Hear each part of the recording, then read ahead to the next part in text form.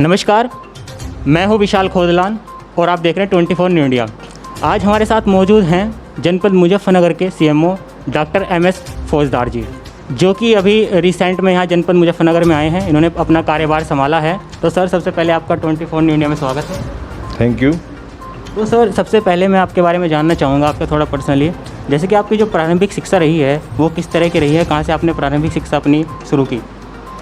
प्रारंभिक शिक्षा तो आगरा में हुई मेरी, और आगरा से इंटर किया था और वहीं CPMT एग्ज़ाम दिया था, सिलेक्शन हो गया। कानपुर मेडिकल कॉलेज से मैंने MBBS किया है, वहीं से पोस्ट ग्रेजुएशन किया है और उसके बाद 1991 में ये PMHS की सर्विस ज्वाइन की। तो सर, अब अभी फ़िलहाल आप वर्तमान में जनपद मुजफ्फरनगर में CMO हैं, तो इससे पहले आप किन किन पदों पर रहे हैं? मैं पहले मुजफ्फरनगर में भी रहा हूँ, मेडिकल ऑफिसर, सुपरिटेंडेंट रहा हूँ खतौली में। उसके बाद मेरठ जिला अस्पताल में रहा हूँ, बुलंदशहर जिला अस्पताल में रहा हूँ, बागपत में रहा हूँ, गाज़ियाबाद में रहा हूँ।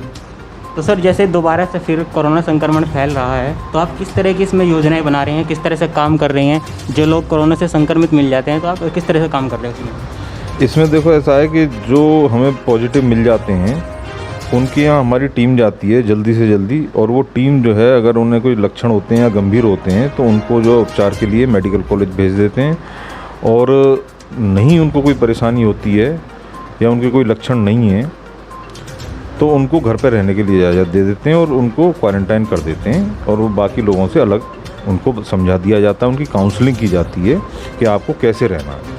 और जो कोरोना पॉजिटिव मिल जाते हैं, जिनकी रिपोर्ट कोरोना पॉजिटिव आ जाती है, तो फिर उनका आप किस तरह से ट्रीटमेंट करते हैं?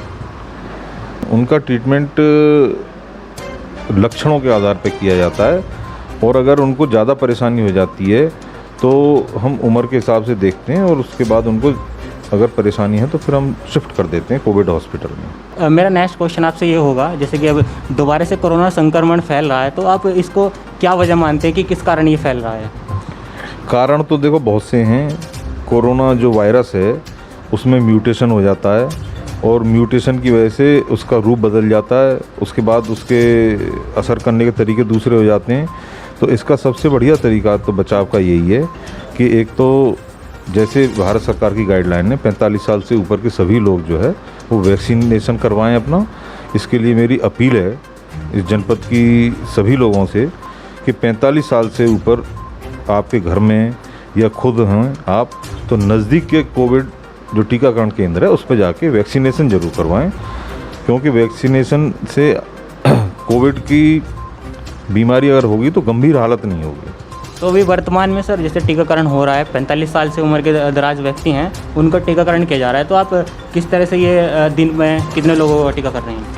नहीं, उसकी तो हमारी डेली रिपोर्ट बनती है, और उसमें जो है रोज़ाना का हमारा लक्ष्य हमने दिया हुआ है, तो उसमें होता है टीकाकरण करीब 81% टीकाकरण है हमारा। जैसे कोरोना की जांच होती है, तो जैसे हमने किसी बंदे की जांच करी, तो जो उसकी रिपोर्ट आती है कोरोना की, तो वो कितने समय लगता है उसमें प्रोसेस?